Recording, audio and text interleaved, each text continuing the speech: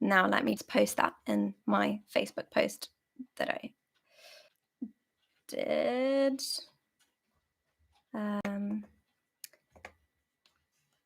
New stream. I promise I will start reading.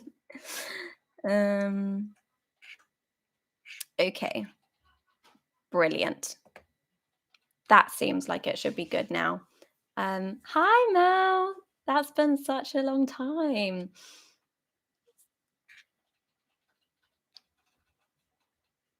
All right. I think I am going to start reading now because I've spent way too long just ranting and blabbing and doing all those things. So, for those people who weren't around last week or the week before, I'm reading The Red Laugh. That's mirror image, so that didn't help you at all. I'm reading The Red Laugh by Leonid Andreev. It was written in 1904. Hi, Maya.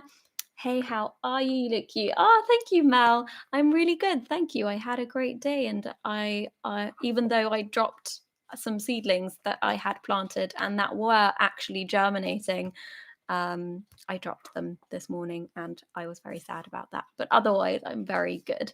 So The Red Laugh, written in 1904, I think, during the Russian-Japanese War, which was basically a war between Japan and Russia, obviously. And they were basically fighting over who got China and Korea, because they both wanted China and Korea. And weirdly, even though Russia is like a larger global power at this time, at least, or at that time at least as well, Japan won and Russia lost, and lost a load of people to this war, largely because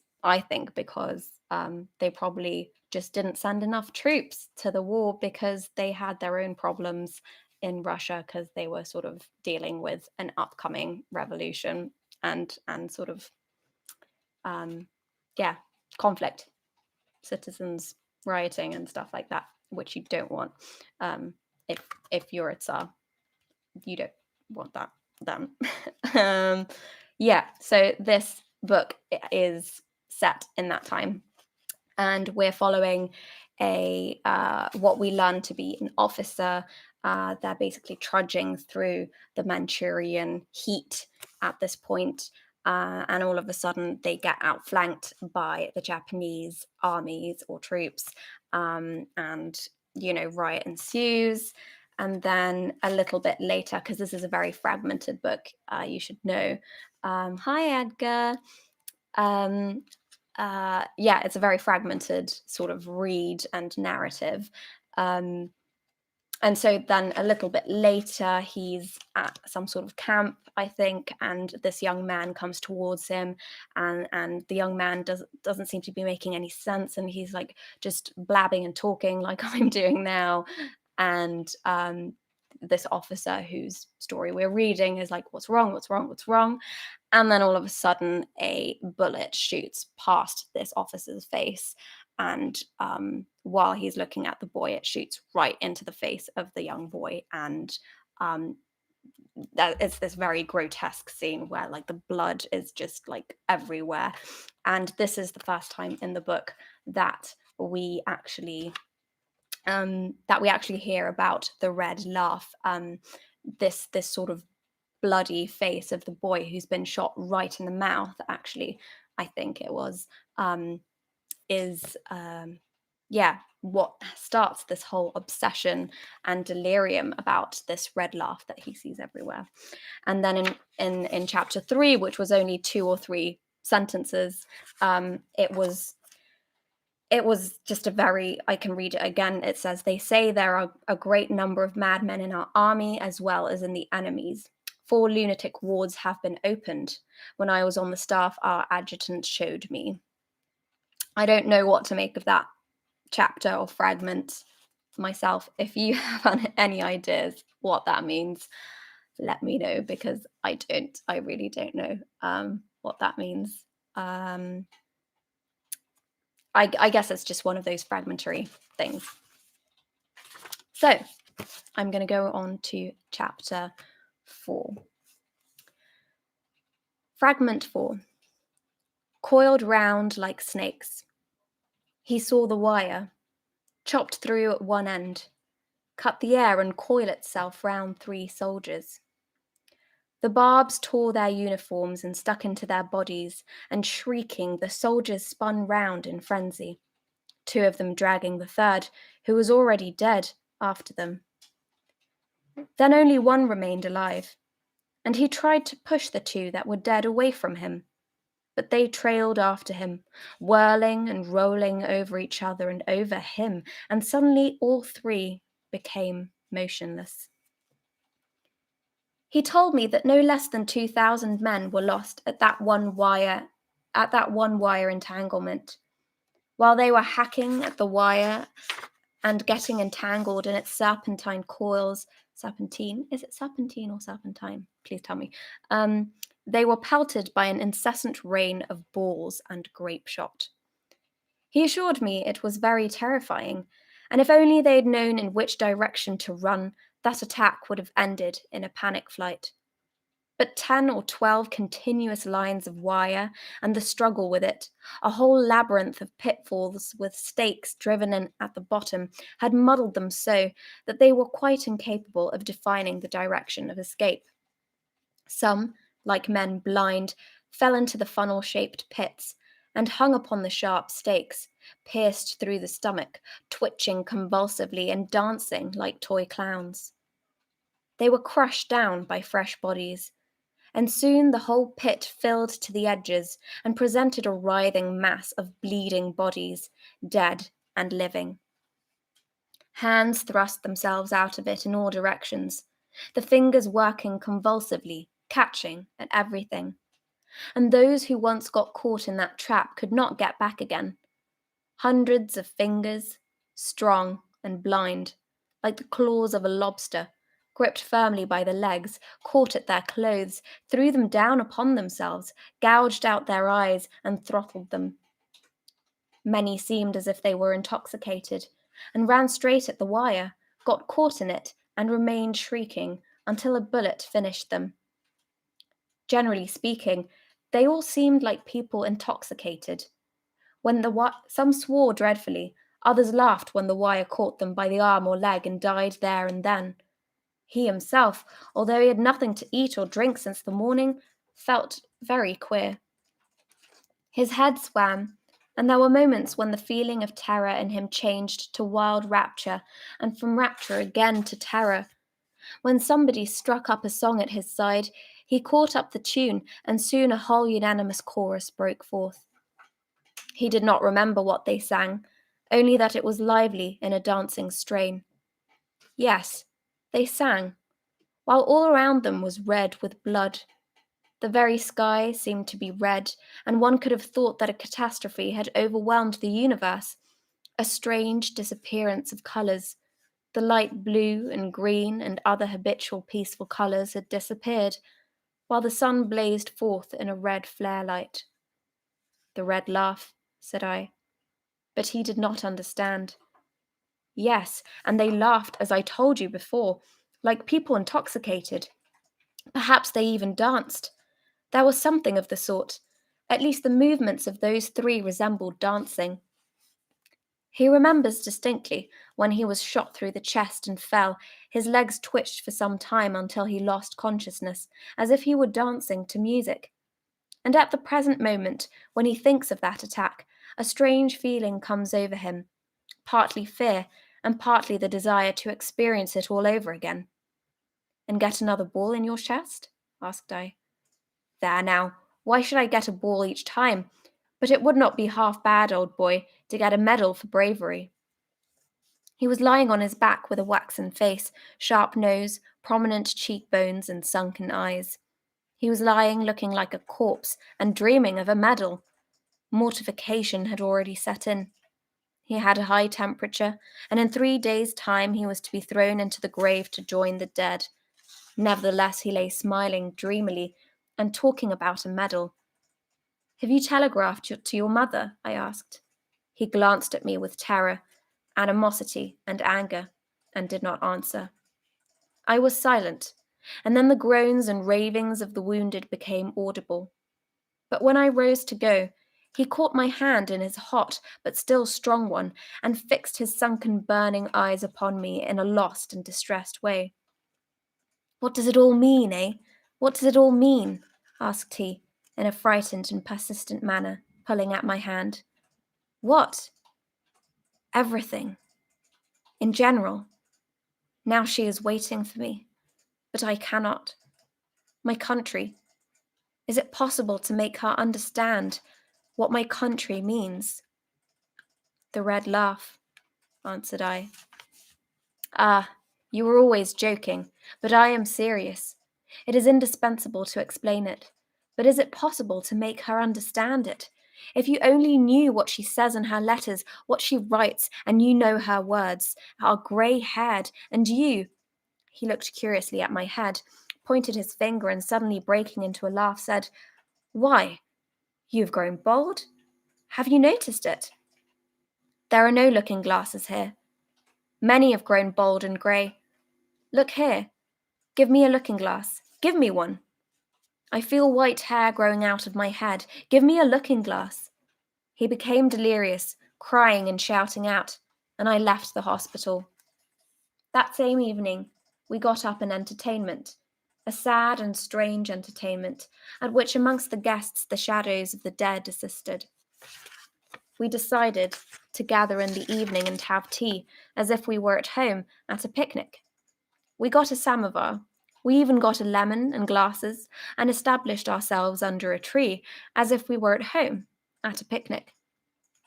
Our companions arrived noisily in twos and threes, talking, joking, and full of gleeful expectation, but soon grew silent, avoiding to look at each other, for there was something fearful in this meeting of spared men. In tatters, dirty, itching, as if we were covered by a dreadful ringworm, with hair neglected, thin, and worn, having lost all familiar and habitual aspect. We seemed to see each other for the first time as we gathered round the samovar, and seeing each other, we grew terrified. In vain I looked for a familiar face in this group of disconcerted men. I could not find one. These men, restless, hasty, and jerky in their movements, starting at every sound, constantly looking for something behind their backs, trying to fill up that mysterious void into which they were too terrified to look. By, super, by superfluous blah, blah, that's a difficult sentence. By superfluous gesticulations were new, strange men whom I did not know, and their voices sounded different, articulating the words with difficulty in jerks, easily passing into angry shouts or senseless, irrepressible laughter at the slightest provocation. And everything around us was strange to us. The tree was strange, with a peculiar taste and smell, as if we had left the earth and entered into a new world together with the dead, a world of mysterious phenomena and ominous, sombre shadows. The sunset was yellow and cold, black, unillumined. Motionless clouds hung heavily over it, while the earth under it was black, and our faces in that ill-omened light seemed yellow like the faces of the dead. We all sat watching the What is a samovar? I don't know. I need to look this up because it's been in this passage way too much. Samovar. A metal container traditionally used to heat and boil water in Russia. Okay, got it. So basically a kettle. Um, where was I? We all sat watching the samovar, but it went out, its sides reflecting the yellowishness and menace of the sunset, and it seemed also an unfamiliar, dead, and incomprehensible object. Where are we? Asked somebody, and uneasiness and fear sounded in his voice. There I am. Somebody sighed.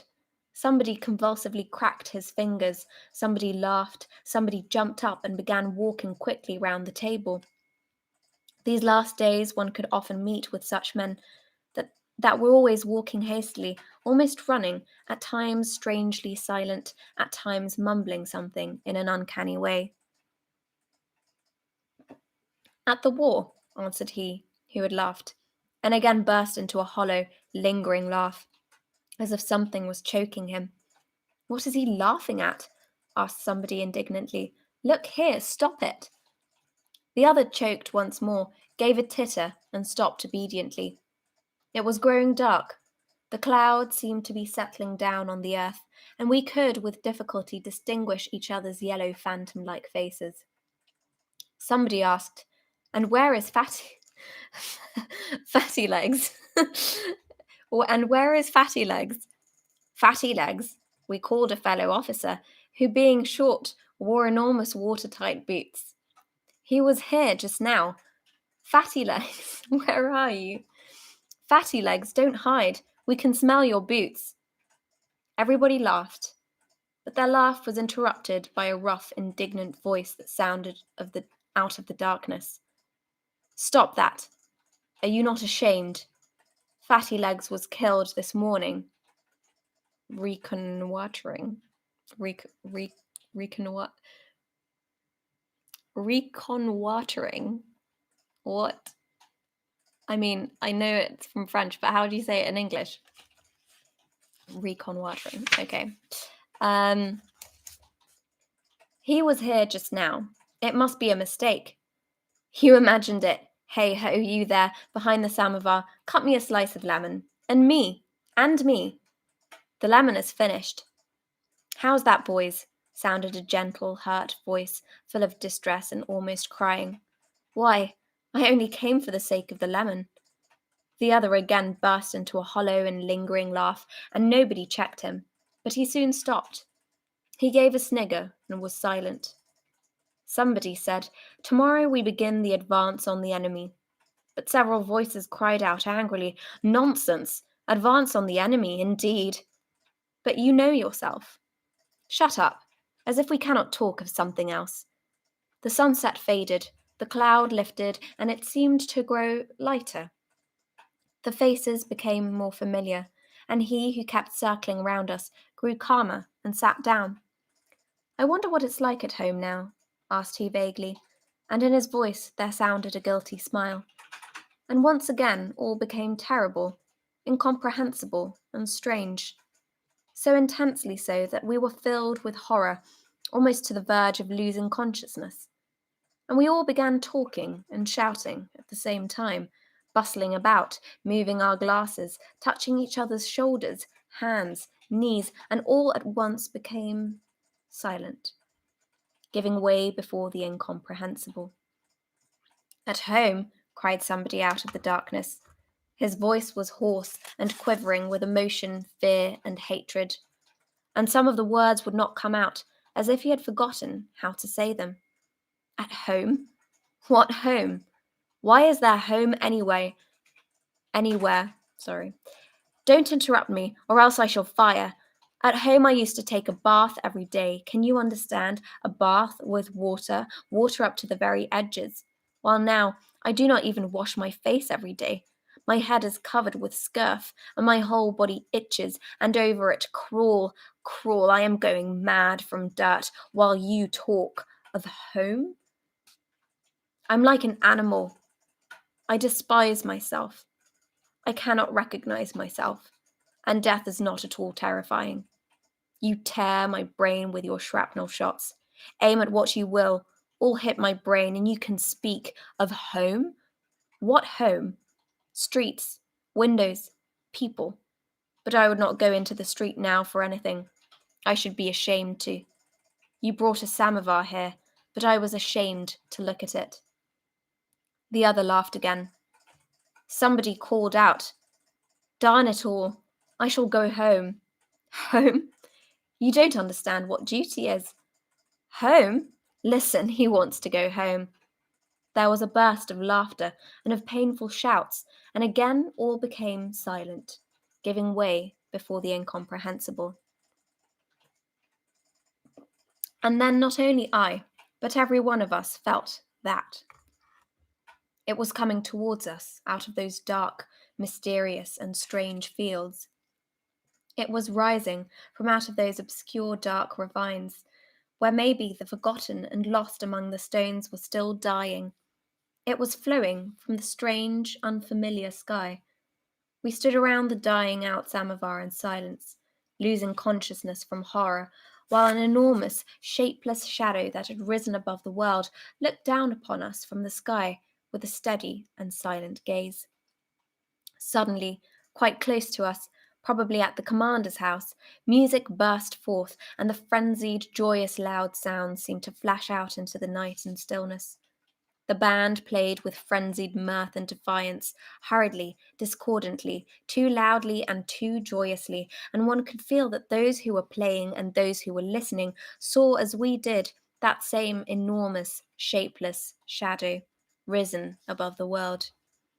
And it was clear the player on the trumpet carried in himself, in his very brain and ears, that same enormous, dumb shadow. The abrupt and broken sound tossed about, jumping and running away from the others, quivering with horror and insanity in its lonesomeness. And the other sounds seemed to be looking round at it, so clumsily they ran, stumbling, falling, and again rising in a disorderly crowd, too loud, too joyous, too close to the black ravines, where most probably the forgotten and lost among the boulders were still dying. And we stood for a long time around the cold samovar and were silent. The end of chapter 4.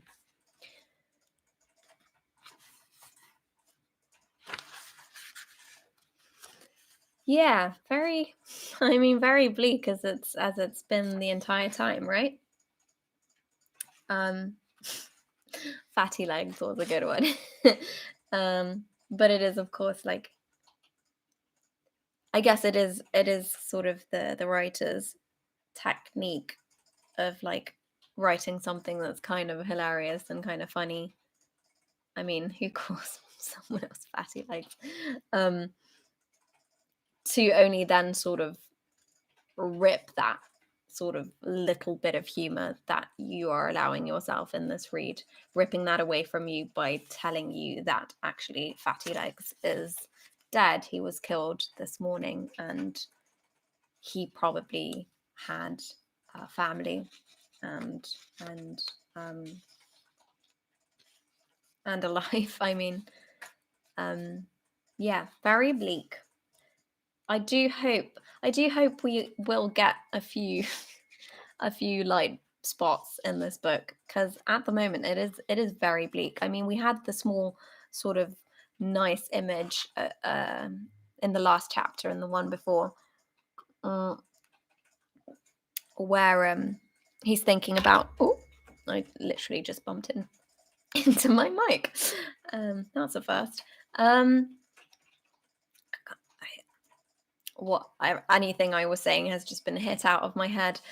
um yeah, we have these parts in the earlier chapters where he's thinking back of his sort of his home, and he sees this wallpaper, and the water bottle, and he knows that his wife and son are in the room next to him, and he just feels like this inner peace when he thinks about this image. So I do hope we have some small islands like that throughout this book to sort of catch a breath, um, a little more than it's allowing us to do now.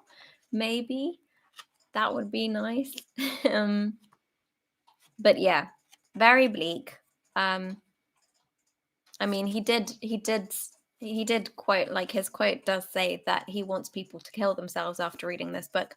I'm not there yet personally. I don't know about you, but I think I think yeah, definitely not there yet. I mean, I don't know if anyone else feels this way, but at the moment, and this is coming from someone who loves melancholic things and loves bleak things, but at the moment I feel like it's so incredibly bleak that it's almost like not funny, but it's kind of almost a bit of a parody of itself in a way, or it's like pushing the bleak to the grotesque, if you know what I mean.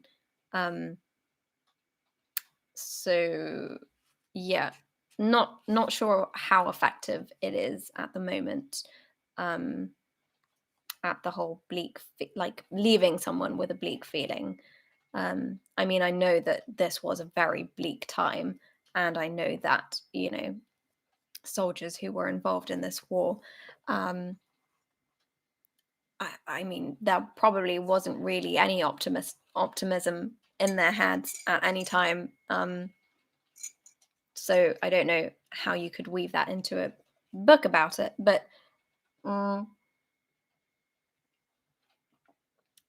I do feel I do feel like it would punch me in the stomach harder if there were moments of um joy, peace, I don't know. If there were light moments, the contrast with the um hard-hitting sort of insanity and the misery of it all, I think it would hit harder personally. But now, and I guess it's a way of doing it as well, as it's just like become this like numbing um misery and this sort of sense of doom and pain and just general a depressive state, and it's just everywhere, and there's no escape from it, and so it becomes, yeah, almost a bit numbing and a bit blunt, almost blunt. Yeah, I don't know. I'd be happy to hear your thoughts about it. I will be back next week, of course, and I've had fun reading to you guys again. I think this is really fun, and I know not a lot of people have the attention span to listen to me read for, I guess it's been half an hour or something now. Although I haven't been reading for half an hour, I've mostly just been babbling, but um, I enjoy reading to people, and I know there aren't a lot of people listening. But if one or two people enjoy it, even if it's my mum or my dad, hope you're there, mum and dad. Um, um, I'm happy, and I will keep doing it. So I will be back next week. I've also been thinking of a side of the weekly read from the Red Laugh. I've been thinking of either doing some live streams of some short stories, um, or just uploading them um, in themselves, and not doing them live. I don't know if people would prefer um, to have it live, these short stories. Um, but Rob says it's good. Thank you. I don't know what you're saying is good, but I think it's good too. Thank you for coming and watching. Um, but yeah, I've really been enjoying it, and I'm thinking of doing some readings of short stories. I'm really into weird fiction, and there's a lot of great um, stories, short stories out there, that I would love to share with you guys, like Algernon Blackwood. Of course, you've got the classics from H.P. Lovecraft.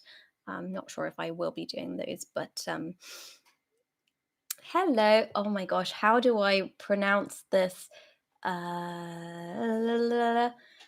Rob says there is a significant delay. The streaming is good. Thank you for reading to us. Thank you for coming to listen. There does seem to be a significant delay on these comments. I don't know why that is, but um, I don't know what to do about it. And then I'm so sorry. I don't know how to pronounce this username. Cramoser. I'm so sorry. I'm probably butchering that. But hi, thank you for joining.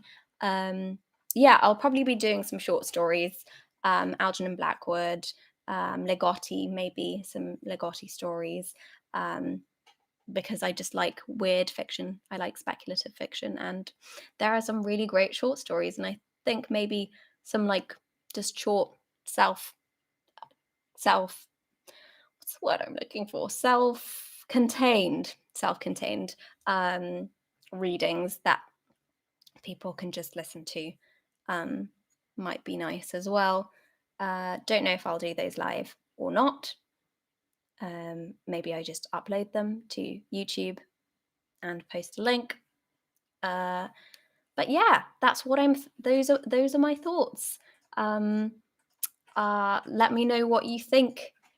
You can always message me. I'm very chatty, so I'm very chatty. So do message me if you just want to chat about books or anything else. And if you want to recommend a story that I read, if there's a particular story that you want me to read, a short story, I would be happy to take recommendations. And I'm always happy to get to know new short stories, because I've not read that many short stories. The only ones I have read and that I love are these weird fiction. Sorry, I'm burping a lot. um, Other weird fiction stories. So those are the ones I would probably go for first. There are some really good ones, some really creepy ones. Maybe I can, put some candles out, get some candles out, and do a little creepy sesh. Yeah, but yeah, do send me a message if you want to discuss the book and what you're thinking of it, whether you like it, or whether you think like me, maybe that it's hammering maybe down a little too much on the bleak side of things. um and that I feel like it might be more effective if it had some small rays of light in between the darkness. But yeah, do let me know what you think. And if anyone has any book recommendations or suggestions or film suggestions, I don't know, just chat with me, because I have a lot of time on my hands, as everyone does, I think, in lockdown. And I like talking. So that's that. I will be back next week on the regular day. I'm sorry I did this a day late. I was just feeling blah yesterday. But I will do it again next Tuesday instead of Wednesday, at 8 p.m. London time, which is 9 p.m. Belgium time and 9 p.m. German time for the people that I know in Germany and Belgium. That's about it. Yeah, see you next week. Hopefully, I would love to see you next week. And now I'm going to say goodbye.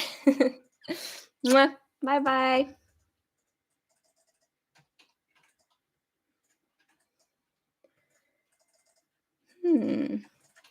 Always weird, isn't it, when I have to turn one off and then end the other one as well.